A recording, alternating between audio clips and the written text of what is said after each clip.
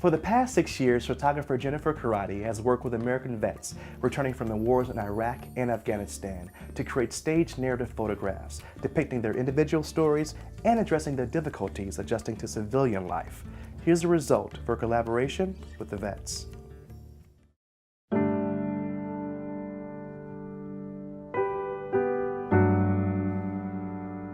Soldier Stories from Iraq and Afghanistan is a project that I've been working on for the last 8 years. I've been traveling around the country working with American veterans who've served in Iraq and Afghanistan to make these staged narrative photographs. The Institute for the Humanities and the School of Art and Design came together in this collaborative way to support the work of Jennifer Karady. Both the School of Art and Design and the Institute was very interested in bringing attention to the stories of veterans. The making of each photograph involves a collaboration between myself and the veteran. We begin with a series of interviews, and through those interviews, we are looking to identify a moment from war that's come home with the person into the civilian world. And so we talk about both that memory of war and then also the way that memory manifests itself in the present.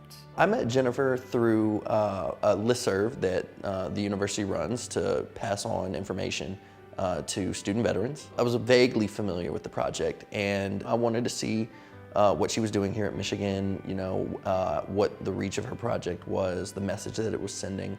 And after meeting with her and discussing the project, it sounded like something that I wanted to be involved with. In each photograph, the veteran is in uniform and we're restaging this memory from war, but that moment is recontextualized in the civilian world.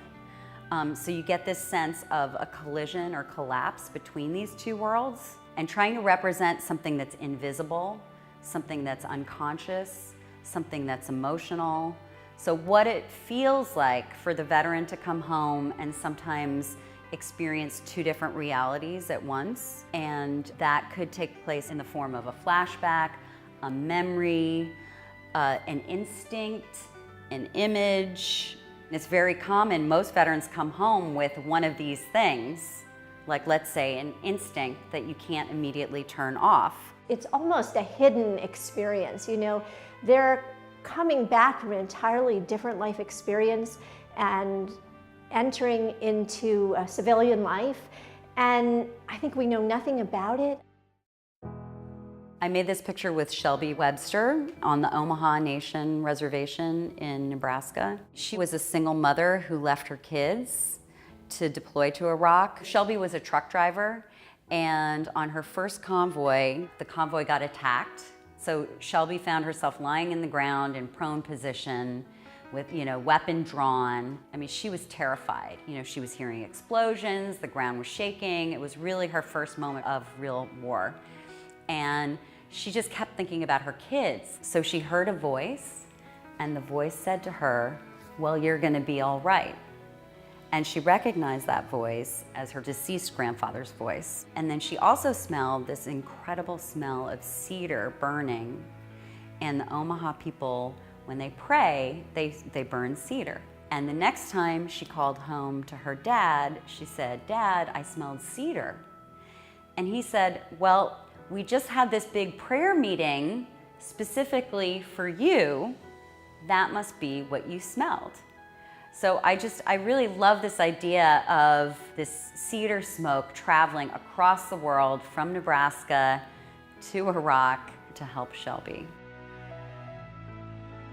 The photographs are accompanied with texts or sound stories, and basically those consist of the veteran telling the story in their own words. I was really surprised, you know, when she came back with the voice recording, and she had edited it and put together this you know, narrative that really spoke to me. It was almost as if somebody else got it.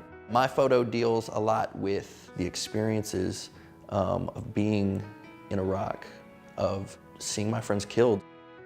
It shook up my sense of self, because I felt that I owed it to those who I served with to remain engaged, and at the same time doing so in many ways conflicted with, you know, the emotions that I was feeling. And so when I came back, there was a distance between some of those, you know, who I considered friends, where we perhaps were each grieving in our own ways, and we didn't understand why things were the way they were. You know, we were grappling with some very difficult things. You know, over time, and especially working through this project, I've had the opportunity to, you know, really think about those things, reconnect with some of the people that I served with, talk with them about, you know, the experiences that we had. One of the questions that I ask veterans during the whole process is, what will make you feel safe to work with this moment or memory in a photograph? And so whatever they tell me, I incorporate into the picture. So early on, a veteran told me, like, well, my family is what makes me feel safe and grounded in the present. Then it also becomes a way for them to start talking about something that might be really difficult to talk about with, you know, their family and friends. I think that there are a lot of themes in Jennifer's work.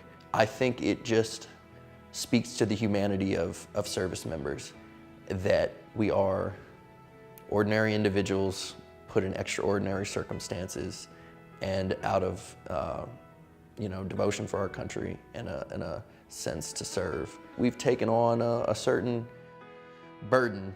And that's not to say that we're owed anything or that we expect any special treatment, but that we just want to be viewed like ordinary people who love their country and are proud to have had the opportunity to serve.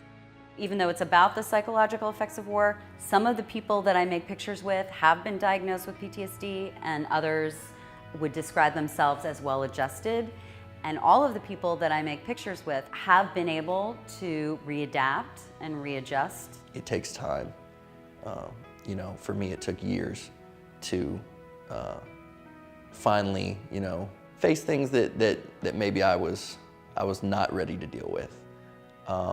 And you know, every case is different. My hope for this project is that, you know, civilians are able to get a glimpse into you know, a soldier's mind, like that they're still a soldier, and into like these specific memories, and so that they'll be able to empathize and have some better understanding. It is a challenge to relate the experiences of war in a way that those who have never experienced it can understand. But I think that if, you know, you approach the situation with a sense of openness and caring, then veterans will be very responsive to that.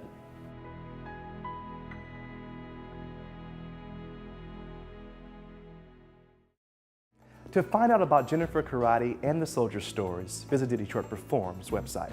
And that wraps it up for this edition of Detroit Performs. As always, for more arts and culture, head to DetroitPerforms.org, where you'll find featured videos, blogs, and information on upcoming arts events. Also, check us out on Facebook and Twitter.